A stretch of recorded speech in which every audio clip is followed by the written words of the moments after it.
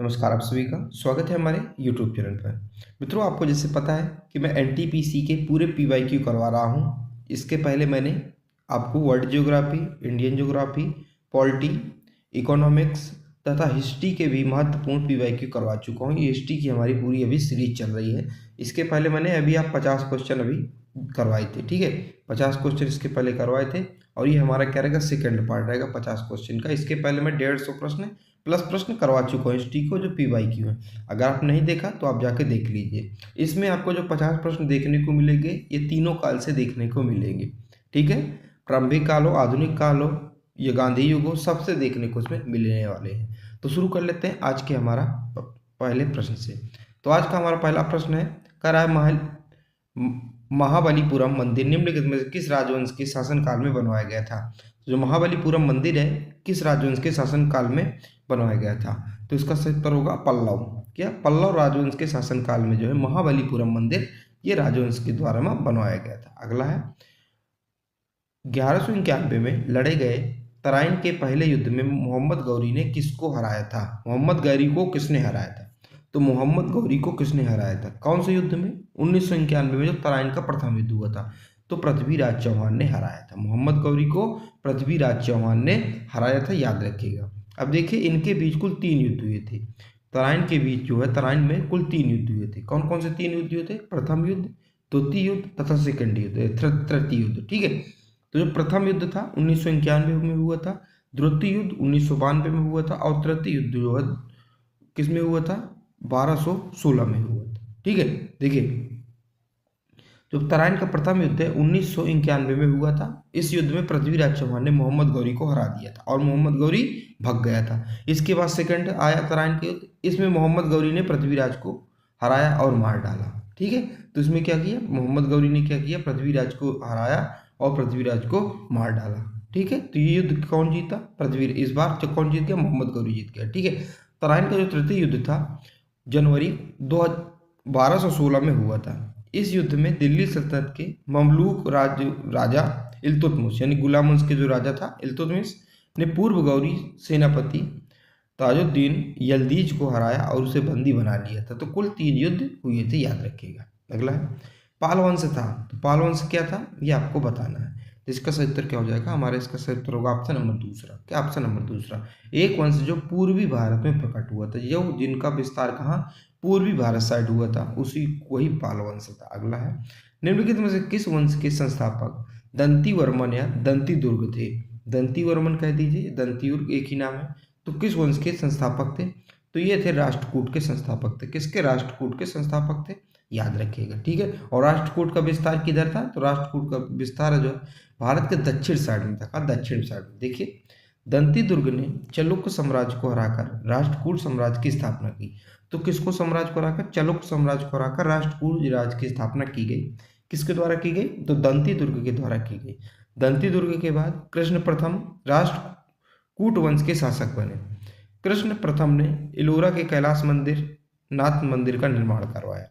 राष्ट्रकूट वंश ने 8वीं से 10वीं शताब्दी के बीच दक्षिण भारत पर शासन किया। तो कहाँ? ये दक्षिण भारत साइड थे, ठीक है।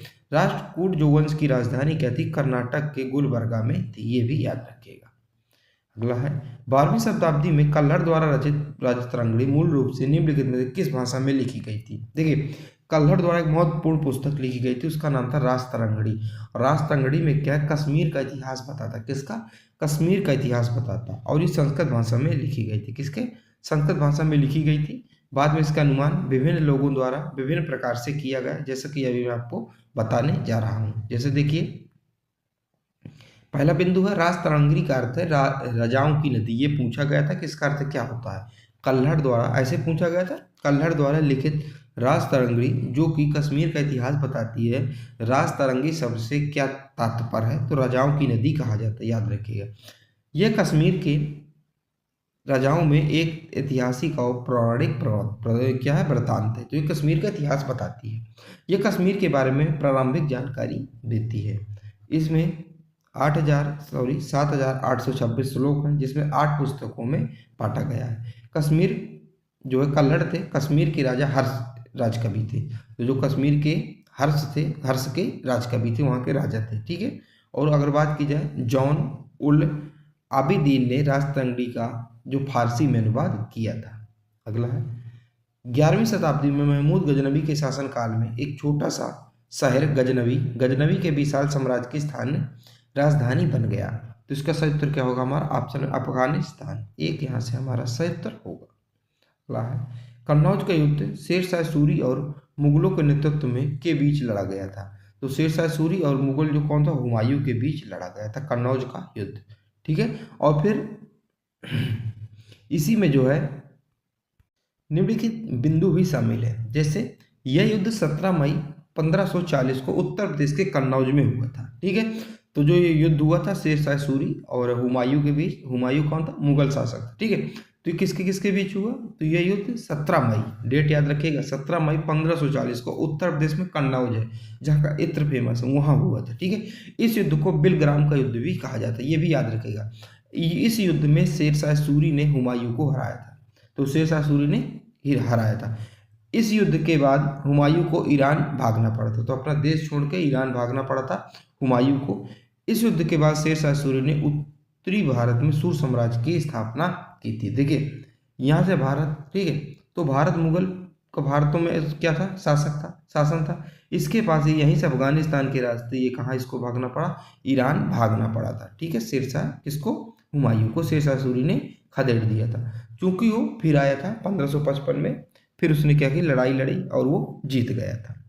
अगला है निम्नलिखित में से किस राजा ने हर्षवर्धन को हराने के बाद दक्षिणेश्वर यानी कि दक्षिण का स्वामी की उपाधि धारण की थी। तो किसने धारण की थी, तो इसका सही उत्तर होगा हमारा आपका, इसका सही उत्तर क्या हो जाएगा ऑप्शन नंबर चौथा, पुलकेशिन द्वितीय ने धारण की थी।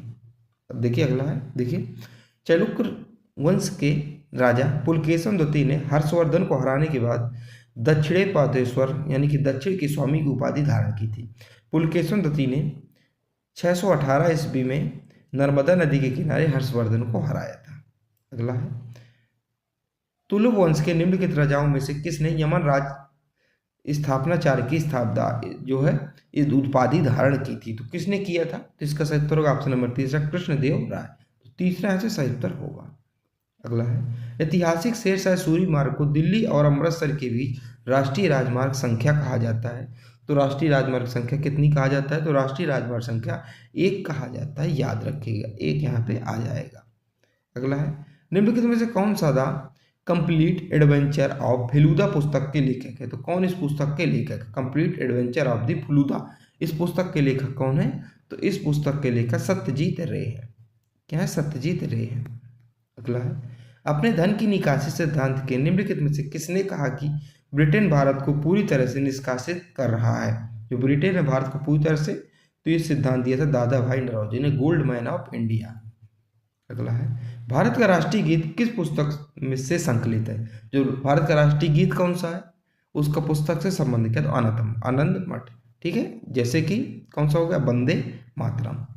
अगला है भारतीय स्वतंत्रता सेनानी की आत्मकथा वे IMN एथिक्स किसकी है, तो किसकी है, तो इसका सही उत्तर हो जाएगा ऑप्शन नंबर भगत सिंह की है, भगत सिंह। एक यहाँ से सही उत्तर होगा। अगला एक पिता से उसकी पुत्री को पत्र निम्नलिखित में से स्वतंत्रता सेनानियों में से किसके द्वारा लिखा गया था, तो जवाहरलाल नेहरू के द्वारा लिखा गया था। अगला है निम्नलिखित में से कौन उपन्यास रेत समाधि का लेखक है। तो रेत समाधि का उपलेखक कौन सा उपन्यास है, तो गीतांजलि श्री। कौन सा, गीतांजलि श्री। 2 यहाँ से सही उत्तर होगा।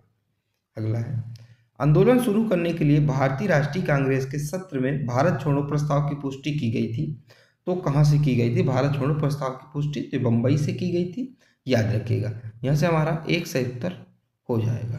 अगला प्रश्न है सरोजिनी नायडू ने भारतीय राष्ट्रीय कांग्रेस की अध्यक्ष के रूप में कार्य किया था। तो कब किया था, तो ये इन्होंने किया था 1925 में। कब, 1925 में। और 1924 में किसने किया था, 1924 में गांधी जी ने किया था। बहुत पूछा जाता है क्योंकि गांधी जी ने केवल मात्र एक ही अधिवेशन की अध्यक्षता की थी, बेलगाम कर्नाटक 1924 की अध्यक्षता की थी। 1925 की स्थापना किसने किया था, नेतृत्व सरोजिनी नायडू ने किया था। अगला ATM जैक्सन की हत्या में शामिल होने के कारण किसे फांसी की सजा दी गई थी।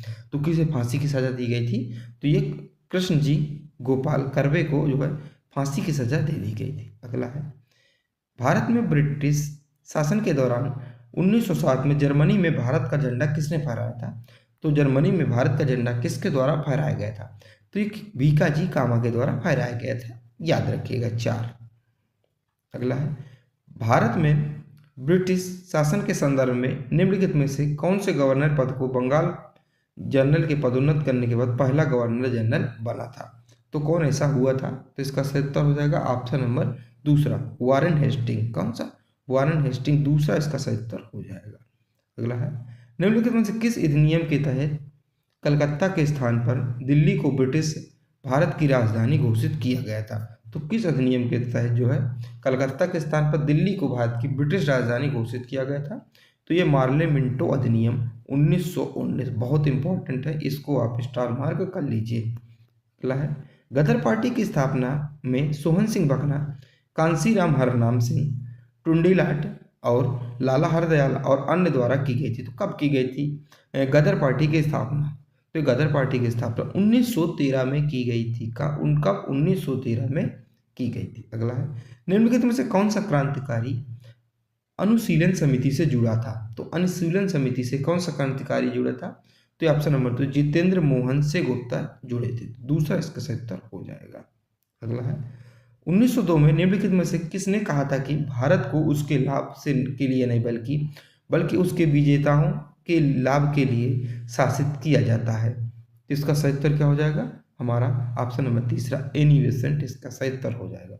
और एनी बेसेंट ही भारतीय कांग्रेस की पहली महिला अध्यक्ष थी। ठीक है। अगला है, निम्नलिखित में से किस अधिनियम ने ब्रिटिश भारतीय सरकार को बिना मुकदमे के किसी को भी गिरफ्तार करने का अधिकार दिया था? तो कौन सा था? ये रॉलेट अधिनियम था, इसी को ही काला कानून कहा गया था।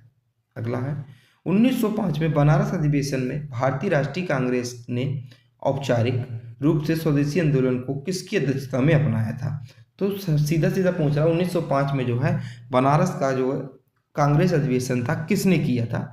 ये गोपाल कृष्ण गोखले ने किया था। किसने? गोपाल कृष्ण गोखले ने किया था। अगला है, जलियांवाला हत्याकांड के खिलाफ विरोध के परिणाम स्वरूप हुआ था। तो विरोध के परिणाम स्वरूप क्या हुआ था? तो इसका सही उत्तर क्या हो जाएगा? 79 का सही उत्तर ऑप्शन नंबर 2, रॉलेट एक्ट हुआ था। क्या? रॉलेट एक्ट हुआ था। अगला है, औपनिवेशिक सरकार द्वारा में विद्रोही सभाओं को रोकने का अधिनियम कब पारित किया गया था? तो ये कब पारित किया गया था? तो ये 1907 में पारित किया गया था। 4 यहाँ से हमारा सही उत्तर हो जाएगा। ठीक है।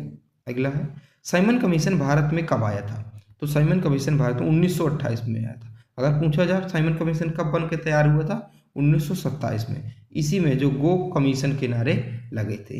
अगला है, ब्रिटिश भारत से पहले निम्नलिखित में से कौन सी भारतीय अर्थव्यवस्था की एक विशेषता थी? तो कौन सी भारतीय अर्थव्यवस्था की एक विशेषता थी? तो 82 का सही उत्तर हो जाएगा स्वतंत्र अर्थव्यवस्था। क्या? स्वतंत्र अर्थव्यवस्था। अगला है, 1919 में महात्मा गांधी द्वारा विरोध किया गया कौन सा अधिनियम भारतीय लोगों की नागरिक स्वतंत्रता और लोकतांत्रिक अधिकारों पर सीधा हमला था? तो कौन सा था? तो इसका सही उत्तर क्या हो जाएगा हमारा? 83 का सही उत्तर रॉलेट एक्ट। ठीक है। अगला है, निम्नलिखित में से कौन सा विकल्प महात्मा गांधी द्वारा प्रारंभ किए गए आंदोलन असहयोग आंदोलन से संबंधित नहीं है? तो असहयोग आंदोलन से जिसका कोई संबंध इस चारों विकल्पों में से नहीं, तो एक लाहौर में पूर्ण स्वराज के प्रस्ताव पर हस्ताक्षर, इसका संबंध असहयोग आंदोलन से नहीं है।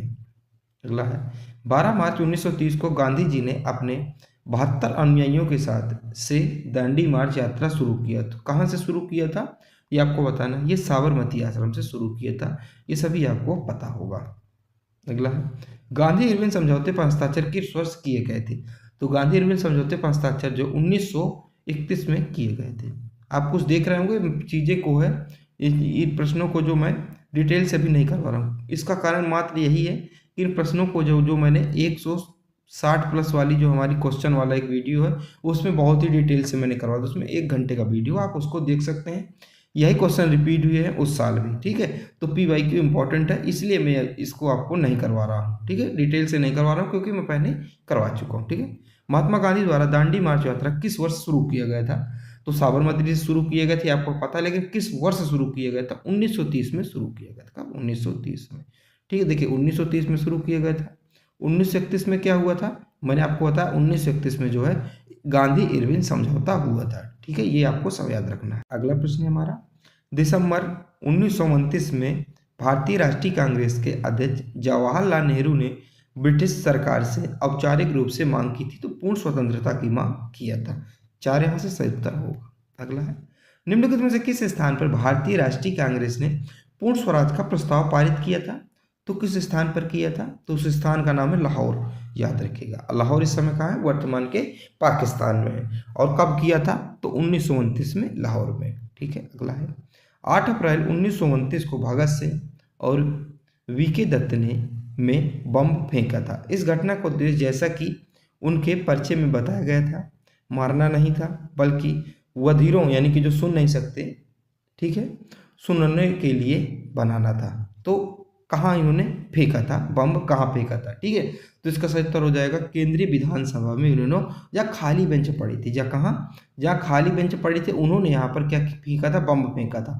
वे अपनी जो है चीज़ों को क्या कर दिखा रहे थे कि हमें न्याय चाहिए। अगला है, निम्नलिखित में से कौन रहमुल्लाई मस्जिद सभा में संबंध नहीं है, तो इसका सही उत्तर क्या हो जाएगा, ऑप्शन नंबर 1 सैयद अहमद खान। तो तीसरा इसका सही उत्तर हो जाएगा। अगला है, भारतीय स्वतंत्रता का पहला युद्ध सिपाही विद्रोह कब शुरू हुआ था, तो सिपाही विद्रोह कब हुआ, तो 1897 में शुरू हुआ था। ठीक है, इस 1857 की महाक्रांति के बारे में नाम में से जाना जाता है। कहाँ से शुरू हुआ था, ये मेरठ यूपी से शुरू हुआ था। ठीक है, अगला है, निम्नलिखित में से किस वर्ष में मार्लो मिंटो सुधारों के नाम पर शाही विधानसभा चुनाव में अलग अलग निर्वाचन क्षेत्रों की शुरुआत की गई थी, तो कहाँ की गई थी, तो इसका सही उत्तर हो जाएगा हमारा ऑप्शन नंबर तीसरा, भारतीय परिषद अधिनियम 1919। ठीक है, 1909। अगला है, 1829 में जारी हुए प्रसिद्ध विनिमय, जिसमें सती प्रथा को गैर कानूनी घोषित कर दिया और दलितों और दंडनीय बनाया, भारत के किस गवर्नर जनरल ने जारी किया था, तो सीधा सीधा पूछ रहा है कि सती प्रथा का जो अंत है किस गवर्नर जनरल के शासनकाल में हुआ था, तो विलियम बेंटिंग के शासनकाल में हुआ था, याद रखिएगा। अगला है, ब्रिटिश शासन के दौरान भारतीयों के लिए निम्नलिखित में से किसे व्यापक रूप से स्वर्ग से प्राप्त सेवा माना जाता था, तो भारतीयों के लिए स्वर्ग से भारतीय सिविल सेवा, जिससे ICS, तो 4 इसका सही उत्तर हो जाएगा। अगला है, निम्नलिखित में से कौन सा समझौता 1932 के सांप्रदायिक निर्णय के बाद हुआ था, तो 1932 के सांप्रदायिक निर्णय के बाद हुआ था, तो इसका सही उत्तर ऑप्शन नंबर 1 गांधी अम्बेडकर समझौता, एक यहाँ से सही उत्तर हो जाएगा। अगला है, 1930 में शुरू हुआ कौन सा महत्वपूर्ण कार्यक्रम भारतीयों को स्वतंत्रता के लिए अहिंसक आंदोलन में शामिल होने के लिए प्रेरक करने के लिए और उन्हें एकजुट करने के लिए महत्वपूर्ण भूमिका निभाता था, तो कौन सा था, तो एक था नमक सत्याग्रह। कौन सा, नमक सत्याग्रह। अगला है, 1916 में भारतीय होम रूल लीग की स्थापना करने वाले प्रसिद्ध ब्रिटिश समाज सुधारक का नाम क्या है, तो प्रसिद्ध जो है ब्रिटिश समाज सुधारक का नाम क्या था, एनी बेसेंट था। क्या, एनी बेसेंट था। 2 यहाँ से सही उत्तर हो जाएगा। अगला है, निम्नलिखित में से कौन सा क्रांतिकारी 1928 में दिल्ली के फिरोज शाह कोटला में स्थापित हिंदुस्तान सोशलिस्ट रिपब्लिकन एसोसिएशन के संस्थापकों में से एक था, तो कौन था, तो इसका सही उत्तर होगा ऑप्शन नंबर तीसरा भगत सिंह। क्या, भगत सिंह इसका सही उत्तर होगा। अगला है, 1820 में कलकत्ता के हिंदू कॉलेज में शिक्षक हेनरी लुइस विवियन डोरोजियो में कट्टरपंथी विचारों को बढ़ावा दिया और अपने छात्रों को सभी अधिकारों पर सवाल उठाने के लिए प्रोत्साहित किया के रूप में जाने लगा, और छात्रों ने परंपरा और रीति रिवाजों पर हमला किया। महिलाओं के लिए शिक्षा की मांग और विचार और अभिव्यक्ति की स्वतंत्रता के लिए अभियान चलाया गया। तो कौन सा अभियान चलाया गया था, तो ये युवा बंगाल आंदोलन जो है अभियान चलाया गया था। कौन सा, युवा बंगाल आंदोलन अभियान चलाया गया था। इस प्रकार मैंने आपको दोनों वीडियो में आपको 50-50 करके 100 प्रश्न करवा दिए। कितने, 100 प्रश्न करवा दिए, और 100 प्रश्न क्या है, ये PYQ है। इसके पहले मैं आपको प्लस 160 प्रश्न भी करवा चुका हूँ, तो टोटल आपके लगभग 300 प्रश्न हो जाएंगे। आप वो वाला वीडियो देख लीजिए और ये वाला भी वीडियो देख लीजिए, ठीक है। और अगर आप पॉलिटी, जियोग्राफी, हिस्ट्री, इकोनॉमिक्स आदि से पढ़ना चाहते हैं तो आप चैनल विजिट करके भी पढ़ सकते हैं। जय हिंद, जय भारत।